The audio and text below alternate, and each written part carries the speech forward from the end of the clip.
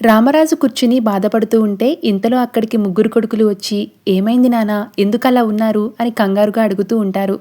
దాంతో రామరాజు ఇవి కన్నీళ్లు కాదురా ఆనంద బాష్పాలు, మీ చెల్లికి మంచి సంబంధం కుదిరింది అని చెప్తూ ఉంటాడు.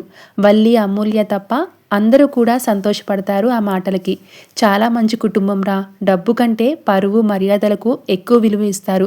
వనజగారు అని గోదావరి అవతల ఉంటారు, ఆవిడ మార్కెట్ ప్రెసిడెంట్, అబ్బాయి సాఫ్ట్వేర్, చాలా బాగుంటాడు అని వేదవతి చెప్తుంది.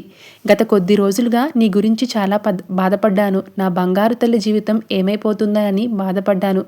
కానీ తెల్లారేసరికి ఇంత మంచి వార్త నేను వినేలా దేవుడు చేశాడు. నీ జీవితం బాగుంటుంది, నా దిగులంతా తీరిపోయినట్టే అని కూతురుతో రామరాజు చెప్తూ ఉంటాడు. అందరూ స్వీట్లు తింటారు. అన్నలందరూ కలిసి అమూల్యాని ఆట పట్టిస్తూ ఉంటారు. కానీ అమూల్య ఫేస్ మాడిపోయి ఉంటుంది. ఓవైపు వల్లి కూడా కంగారు పడుతూ ఉంటుంది. ఈ విషయం విశ్వకు తెలిస్తే నా పరిస్థితి ఏంటి అని వల్లి కూడా కంగారు పడుతూ ఉంటుంది. ఇక అమూల్య తండ్రి చెప్పిన విషయం గురించి ఆలోచిస్తూ ఉంటుంది. విశ్వాకి ఫోన్ చేస్తుంది. మన బంధం విడదీయరానిది అమూల్య, అలా అనడానికి ఇదే నిదర్శనం.